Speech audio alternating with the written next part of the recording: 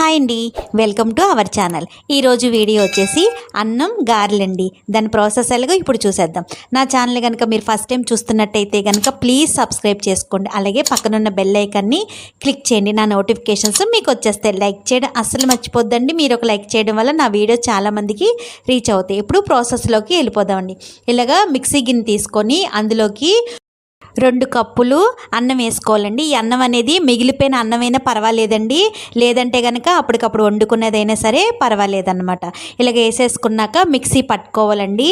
మరి మెత్తగా పేస్ట్ లాగా కాకుండా కొంచెం మనకి అక్కడక్కడ పలుకు అనేది ఉండేలాగా చూసుకోవాలండి. ఇలాగా మిక్సీ పట్టుకున్నాక ఇప్పుడు ఇదంతా కూడాను ఒక బౌల్లోని వేసేసుకోవాలండి.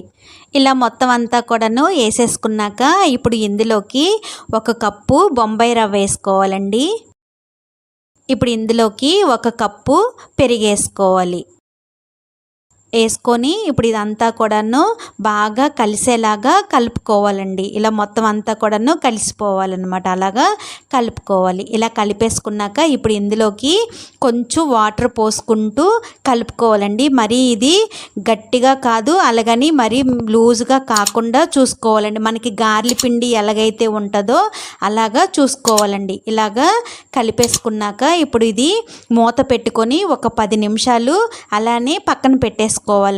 10 నిమిషాలు అయిపోయాక మూత ఓపెన్ చేసుకొని ఒకసారి ఇదంతా కూడాను బాగా ఇలాగా కలుపుకోవాలండి. ఇలా కలిపేసుకున్నాక ఇప్పుడు ఇంకొంచెం మనకి గట్టి పడింది కదండి. ఇప్పుడు ఇందులోకి 1/2 కప్పు సన్నగా కట్ చేసుకున్న ఉల్లిపాయలు వేసుకోవాలి. 2 పచ్చిమిర్చి సన్నగా కట్ చేసుకున్న ముక్కలు వేసుకోవాలి. 1 ఇంచు అల్లం ముక్క సన్నగా కట్ చేసుకున్నది వేసుకోవాలి.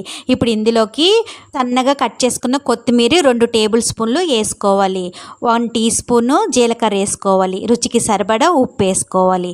ఇప్పుడు ఇవన్నీ కూడాను బాగా కలిసేలాగా కలుపుకోవాలండి. ఇలా మొత్తం అంతా కూడాను కలిపేసుకున్నాక మనకి గారి బ్యాటర్ అనేది ఎలా ఉంటుందో అలాగా కలుపుకోవాలండి.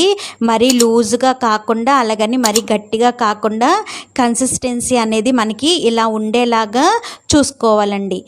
ఇప్పుడు ఇంక ఇది రెడీ అయిపోయిందండి. ఇది పక్కన పెట్టేసుకుందాం. ఇప్పుడు స్టవ్ వెలిగించి స్టవ్ మీద కళాయి పెట్టుకొని అందులో ఆయిల్ పోసుకొని ఆయిల్ వేడి చేసుకోవాలండి. ఈలోపు ఒక పాలిథిన్ కవర్ అనేది ఇలా తీసుకొని ఇప్పుడు ఈ కలిపిన మిశ్రమాన్ని ఒక ముద్దలాగా తీసుకోవాలండి.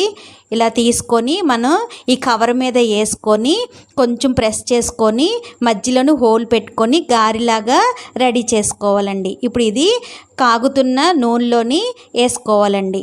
అలాగే మొత్తం అన్నీ కూడాను ఇలాగే చేసుకొని వేసుకోవాలండి. ఆయిల్ అనేది మరీ వేడిగా ఉండేలాగా చూసుకోకూడదండి.